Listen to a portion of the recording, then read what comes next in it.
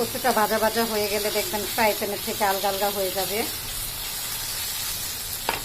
শেষ উপকরণ হিসেবে একটু সামান্য চিনি দিয়ে দেবেন। সামান্য চিনি দিলে কচুর স্বাদটা বেড়ে আরো দ্বিগুণ হয়ে যাবে। এটা আমার কথা না, এটা আমার শাশুড়ি মার কথা।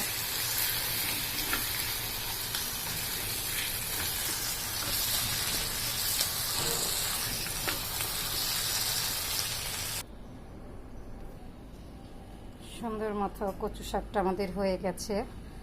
দেখেন কতটা লোভনীয় হয়ে গেছে। আমাদের কচু শাকটা ভাজা ভাজা করেছি গুঁড়া চিংড়ি মাছ দিয়ে ভাজা ভাজা করে কচু শাকটা রান্না করে নিয়েছি।